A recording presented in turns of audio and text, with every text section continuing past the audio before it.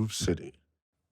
Hey, what's up? I'm Lefty. And I'm Rich Furniss, and welcome to another episode of Groove City. That's right. We are very excited to bring to you today some disco legends from right here in New York City. Please welcome Tiffany and Andrew from Midnight Magic. Hi, guys. Hello. Thank you guys so much for joining us today. Thank you for having us. Yeah. You. Legends, huh? Legends. Absolutely I mean, legends. Probably one of the best disco bands, I'd say, in the world. Dare I say it? Holy sh! Sure. Yeah. Okay. Modern. We'll call it modern. From the last 7.5 years. Yeah. And killing it, though. You know, you guys have put out some incredible music, and I've been Thank you fortunate so to see you much. perform before, and we've DJ'd together. You sure so have. Yeah. There's a Thank lot you. to talk about, but Lots why don't you to go unpack. ahead and tell us where you guys are originally from, and maybe how the origin of the band kind of came together. Okay. Originally, I'm from Los Angeles. We actually met in Los Angeles True. a long time ago.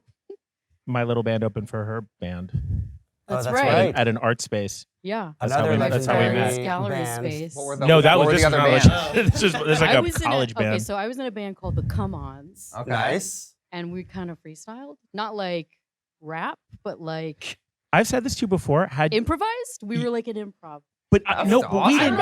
I don't know. But, It's but so to the weird. audience, we didn't know that because it was pretty tough actually. We sold it. You Yeah. sold We it. were That sounds just fun. acting It was our- great. We were faking it. It was like ad-lib band style, just going for it out of With nowhere. like a drummer Yeah. and a sequencer, Oh, cool. and then me and this other guy, David Leonard, were just like singing and like making stuff, like pulling it out of our ass. I told Tiffany So this weird. years later. Had they been in New York around the same time, they would have been known as an electroclash band, I think. Oi. Yeah. No. Yeah, Really? because of the sort of like sequencer with live drums thing.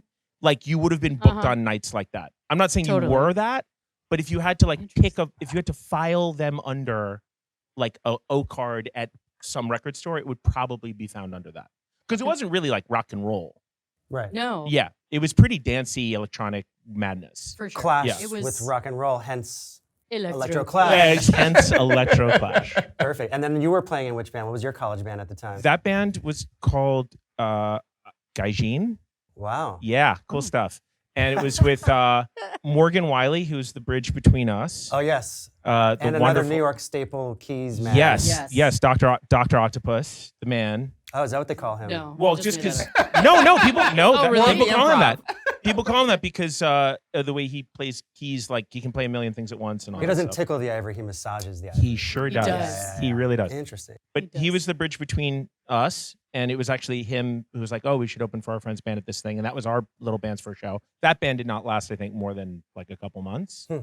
And then I came back to New York. I was in this band that we've He's talked- from New York. Yeah. I'm Yes. from here, I'm from LA.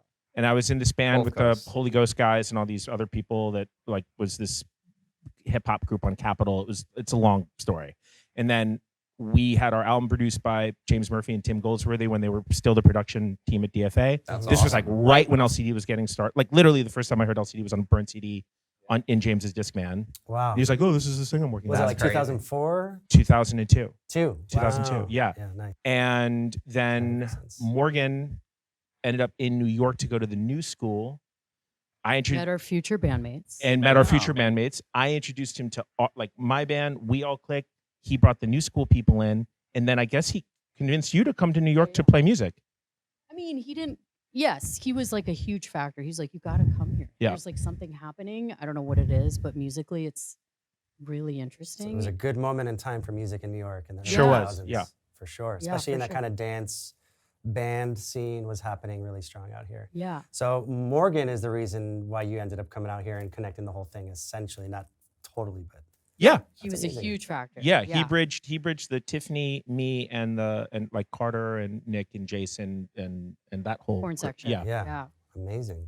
Yeah. And so then what year did you guys actually start Midnight Magic? As like we're called this, we're gonna start playing shows as this 2008, 2009. Well, But we were 2009 was our first show. We Yeah. really started 07, 08. yeah, that's when we Right? started recording and performing. We had a different band name at Called the Fidelio. Fidelio, I like Oh. that. which is the password to the house for the heads out You know there. that Fidelio. It sounds like Eyes kind of Wide one of Shut. those like, Heads. nice little Italian like sweet treats you get at Duane Reade or something. Yeah. Yeah, Well, definitely. yes. Well, it is an opera. Oh, okay. It is an beautiful. opera. And we It's from Eyes Wide Shut. it's an Eyes Wide Shut reference. Oh, okay, cool. It is the password to the house. Tom Cruise goes, Oh, Fidelio. yeah. And he's, Fidelio. the way he delivers it in the movie, Fidelio. Couldn't get over it. Shout out to TC. That's a great cut. I love that. So we were this other band and with a sort of different style and repertoire, and then kind of morphed into Midnight Magic. And Beam Me Up was recorded like 07, I think. It was when we did those songs. And then I love Tiffany always likes to remind people they were discovered on MySpace. Yeah. That's Nice. awesome. God. Yeah, that was an era. The platform Yeah. then, yeah, for sure. That's Yeah. amazing. The guys from Permanent Vacation in Munich, they wrote to us on MySpace, and I was like, "Is this a joke? Is this what is this? You're kidding, right? Like, you're gonna put our music out?" We're like, "Yeah, right." And they're And he's like, "We "No, love it." I'm serious." And it was, We thought it was like Remember? we thought it was like we thought it was like a catfish sort of like what Yeah, is going on totally. here? Yeah. That's funny. Yeah.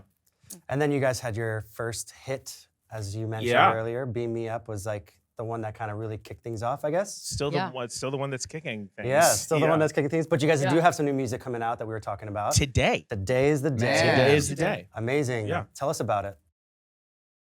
I mean, Take it away. Where do you begin? Well, got this. So right after I guess "Drop Me a Line" was released on Permanent, which is the second single after "Beam Me Up," this legendary dude from New York named this wizard of a man named Tommy Sunshine, Oh, who yeah. I knew from hanging out at like Tribeca Grand in like 0304, reached out. He's like, "Hey man, I don't know if you remember me. Like we used to hang out at Tribeca, but like I'm the shit now, and you guys are awesome." He was Did not say that. I'm Hey guys, I'm the paraphrasing. shit. No, I'm just saying he had established himself as sort of like this guy in the. He was kind of a heavy cat in like the dance music scene. For I sure. didn't when I met him, that was not the case. He was like just another resident DJ at Tribeca. But then I didn't know, like over a decade, he became like this dude. Yeah. So he reached out. He's like, "Hey, I'm the shit," and he's like, "I love what you guys are doing. I'd love to work on a song with you. I mean, I want to do like a classic Chic style, Nile Rodgers, August Darnell."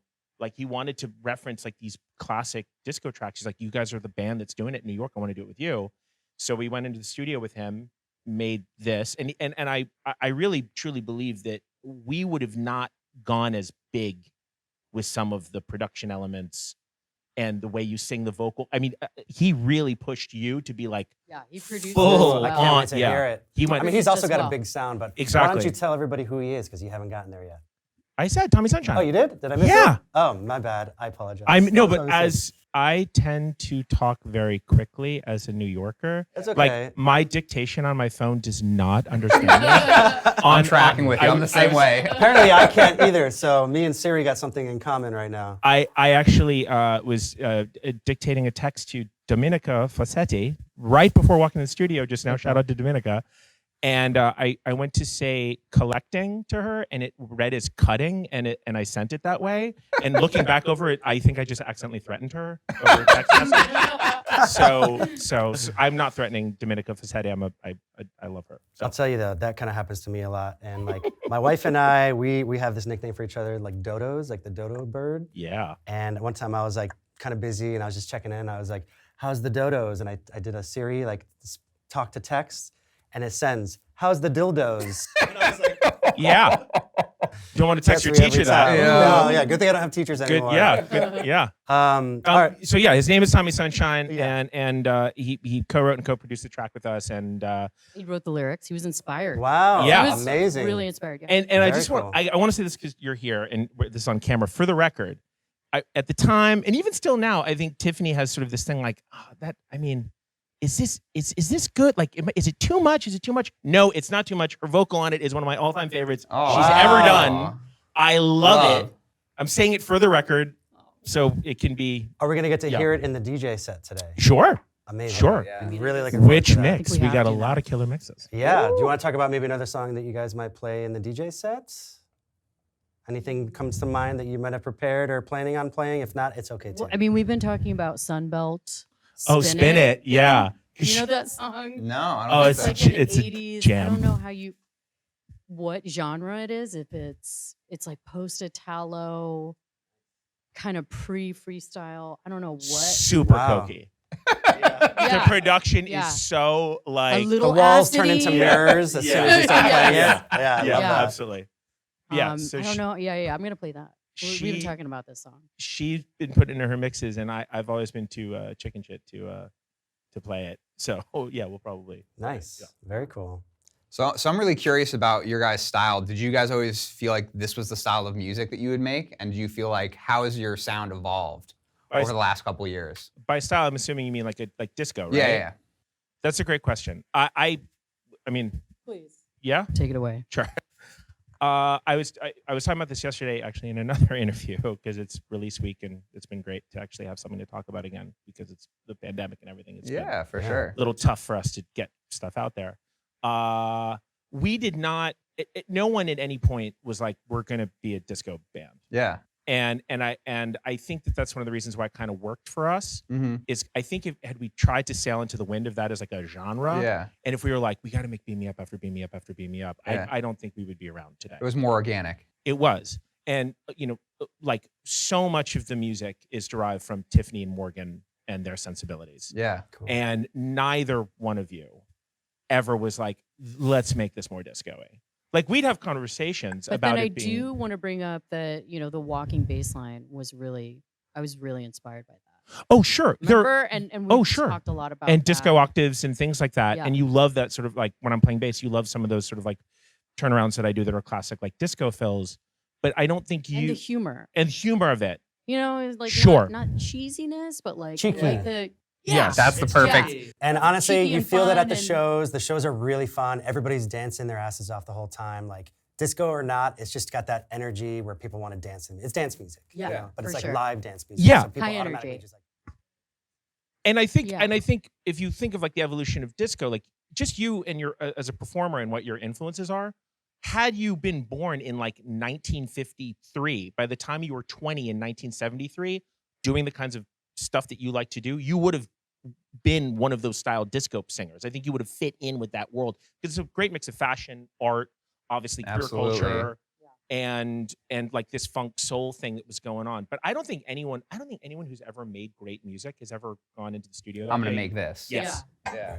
And Totally. if they do, they're like Jack White, and it's like that's what he does. Yeah, for sure. But I don't think anyone really. I think the more you chase after, the more you chase after that fire The truck, you're just further not away gonna- it Yeah, goes. yeah, you're not gonna catch it. Yeah. it's got to come from the depths. Yeah, Well, and I think you feel that emotion in the music when it comes organically. It's a very For different sure. feeling. Yeah, for sure.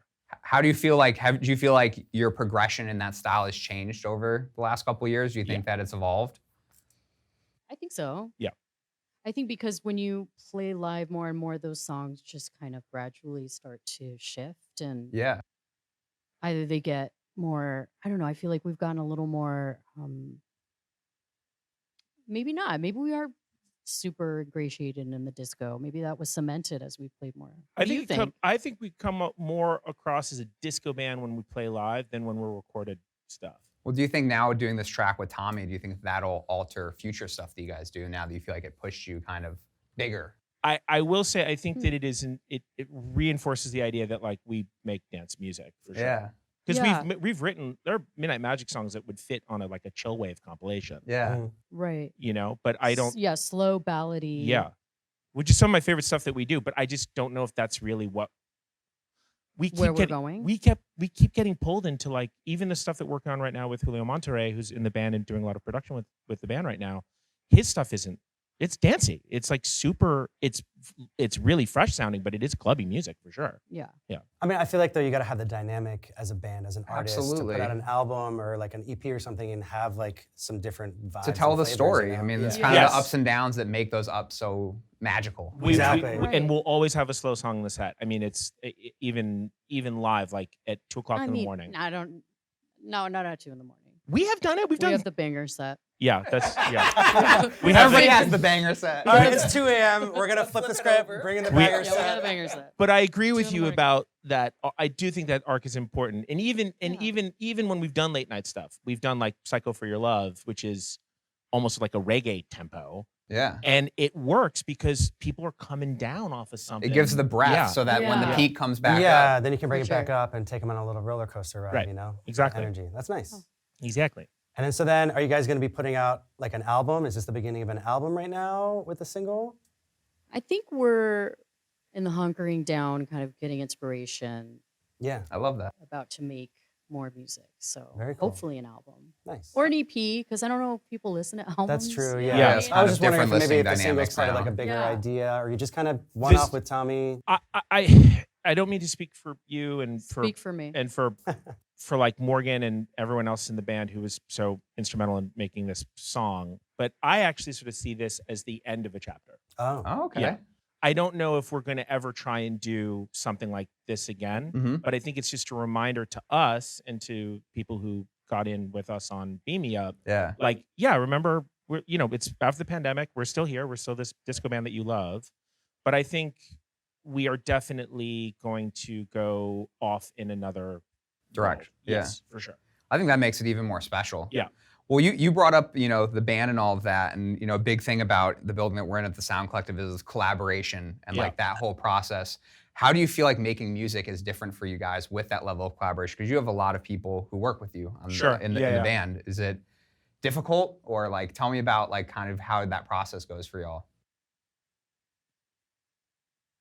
Nobody wants to You're give the nailing dirt. this. Yeah. Like, nope, not complicated at all. It's super easy. Yeah. Well, it's impossible. It's almost impossible to write music as a 9-piece. With, Yeah. like everyone in the room. For sure. By the time lunch is ordered, the day's over. I mean, it's like, Yeah. In the old days, it would start Tiffany, Morgan, me, and usually Carter. But like some of the earliest stuff was like us just in the studio experimenting with stuff. Then it turned into a lot of like Tiffany and Morgan and bringing in people like at a time. Like Andrew comes in to play For bass. pieces. Yes. Yeah. Like salt and pepper it. And Yeah. having- coming in and So Exactly. it's like What an do you initial hear? idea, Yes. keys and vocals, and a vibe down. Then you Right. say, Yeah. let's expand on the Exactly. music. And the Jason Disu, the late great Jason Disu, and Carter Yasutake and Nick Roseborough, they have just great instincts as horn arrangers, like Mhm. and compositionally on the spot. Like Jason in particular was just like insane with arrangement. Like he would just come in and like 2 seconds later bang something out that you would have paid someone a week to work on. Yeah. And they're all great at it, but Jason was sort of like comically great at it. Be like, where did he just go? Oh, he just charted this, like, And so those guys, once the horns are there, I think that also gives you like yeah. harmonically, melodically, so much to play with. It's like, yeah, New exactly. ideas. Because I think in the beginning you're sort of in this sandbox by yourself, and there's not even like a little pail to play with, and then the horns come in Oh. and they give you a pail and a little shovel. I love this the visual. worst And then fucking you're ready to analogy. build a castle. That's how it works. Dude, so it seems like everybody kind of has like their specialty and is kind of trusting them within that That's right. specialty that they That's have. exactly it. Yeah, Absolutely. that's exactly it. So I think collaboration goes beyond just working in a band. Like, in the producer world that kind of like Lefty and I are in, it kind of, collaboration is so important in today's world. Like, what advice would you give to other musicians who are trying to collaborate with other producers or other, bandmates and stuff? Is there any like key factors? What is that? I want you to say so. I feel like I'm Mr. Chatty coffee guy over here. I've actually tried to collaborate with quite a few people in the past, and it has not always been successful. If Yeah, I'm being completely honest. it doesn't always work. Agreed. No. and it's But to like, his question, maybe that's the tip. What was the thing for you that didn't work as the singer? just the tip. Just the tip. Just we don't need details. Just No, yeah. Not asking you to name names, but I think that is useful as a vocalist and as a songwriter coming in with like, Well, if I'm like specifically with Tommy, working with him was so fun because he was so inspired and so open. There was a lot of yes, and there was a lot of like, what about this? And what about this? And there was a lot of excitement. So that was easy. It was easy to build with him. Yeah. And because he had these lyrical ideas, it was even more fun to like, all right, let's build a melody around this. cool. And then you came in and it's like, all right, there's this bass line now. So, okay, we have more to work with. And I think a lot of that I too feel like comes that from attitude- experience. Like you talk about studio etiquette, which is like one of the classes we actually teach here. And it's like going into the studio, knowing how to be positive and knowing how to Yeah. work off of each other is something that I think you learn over time. And when I first started doing music, it wasn't something that I necessarily knew. I'd be maybe shy about something, or I'd be like, Totally. oh no, this isn't working. But it's like, they say it without even giving a compliment. Oh, I really like how this does, but what if we try it this way? You know what I mean? Being able to really constructively get those creative juices going, because that energy feeds through the track, and you kind of need to have that energy so that it I feeds totally the agree audience. with that. When you put something out there, which is already very vulnerable for you. Absolutely, right? it's Like, an art I'm form, presenting, a piece of myself. yeah, and somebody's like, I don't like it, and then it's just kind of like, oh, that kind of sets a tone, and then it could, Drag further down. put somebody into like an introverted space. Totally. or I not actually have wanting to share. strong feelings about that too, because my kind of way of thinking is in the studio, it's like, it's okay if you don't like something, but you have to bring something that's better to the table. Right. Yeah. So like you can be like, hey, that idea is like pretty cool, but what about this instead? And then like you're hoping that it's like the better idea, and like they're gonna love it and love it. But I was gonna say also, starting with Tommy, like he had a vision, he had some ideas. That's such a great starting point to just expand on. At that point, you say, okay, like let's get together. And he's got that really positive, like high energy, and he's like really enthusiastic. Coming into it, like let's expand on it and see how it goes. Like you have a great starting point. Let's paint the picture. I think that's something that you and I talk about a lot too. I think for me, with collaboration, having a starting point when I walk into the studio and knowing kind of helps to direct the session. I think that's a big part of it. Oh, For sure. Absolutely. So I'm a producer and engineer and stuff, right? But I am not a songwriter. Yeah. Like I can, but I don't think my songwriting is It's particularly not necessarily your strength, and you can work with other people for that. What excites me is when someone comes in with the idea. Yeah. And then like all of a sudden I can see the world around it. That's one of the things that always works so well about, our I feel like I have a collaboration with similar Morgan. mindset. Yeah. Because it's like, here are a million great ideas. And to go in and be like, I want to work in this world. Yeah. This is so great. And I think what's really important for anyone, whether you're a self-starting songwriter and you have a million ideas, or you're a producer who's good at sifting through them and arranging them, is whatever your goal is, like whatever your, like I'm trying to make this song, go check out other music. Go check, if you are making a country record, go to see if a gamelan ensemble is playing at Lincoln Center. Like it is really important to get out of your committee, your headspace, your genre, like go, that's the only way interesting music to me gets made. I couldn't agree Right. more. I I'm agree. never I more agree. inspired than when I come back from a great show. Yeah. Or even if I come back from a great session with somebody else who works completely different than me. Yeah, It absolutely. creates a different Yeah. level of creativity. Yeah. Yeah. And then because that's where the world building becomes. Like you listen to all these like classic arrangements that to us are so like, oh, this is like what was done at the time. They put horns here, they put a string section here, they put this sequencer part here. Those ideas did not come organically to a bunch of people in their like 60s. Yeah, at the yeah. time. Like all these engineers and record company people and like people like Quincy Jones, like they were going and like, oh, like this is a whole other world, like a genre that we're going to pull into what we're doing. Yeah. That was, think about all of that music was made by people who like grew up during World War II and the Korean War era. Like listen what was being played on the radio. How do you get from that to Super Nature? Checking out a lot of different records. Exactly. True. Blending those Absolutely. worlds together. Yeah, for sure. Very cool. Well, anything else? You guys have any plans for later in the year, I guess? Because we are not 100% sure when this will actually go live, but it'll be in the near future, but maybe you guys have some long-term plans that you're planning on. We have, like totally brand new, not, stuff that's like been sitting in a lovely vault to be released into the world. Oh, nice. Like actually brand new music. And also we will be playing live more again, which is going to That's be awesome. great. Looking forward to that Yeah. for sure. Me too. Nice. Well, I just want to take this time to thank the Sound Collective for having us here. We're here at 28 Broadway. You can check out this great facility. We have a bunch of different programs, membership where you guys can come and utilize this entire space. We have a recording studio, practice spaces, performance space, a bunch of workstations. You pay one monthly fee and you can use all of it. We have private lessons. We have online subscription certificate where you can learn at your own pace. But I would love to thank you guys for coming. Thank you. If, Thank you for if having people want to us. find you guys separately and as the band, where can people find you online? Midnight Magic New York on Instagram, Midnight Magic on Facebook. If you Google Midnight Magic You'll find us on Disco, it's like it's lingerie, a pinball game, a series of YA novels, and us. Oh, That's wait, about. the Commodores album. Oh, there's a too? Commodore album. Yeah, That's there's right. a There's a Commodore's album. Yeah, but we are. I think our SEO is A+. Yeah. Excellent. Yeah, thank you, you guys. How about your socials? You guys individual socials? Sure. as Yeah. well? Tiff Roth, Instagram with 3 Fs, by the way. 3 Fs. and I am the Andrew Raposo on Instagram. Very nice. Awesome. Yeah, thank you.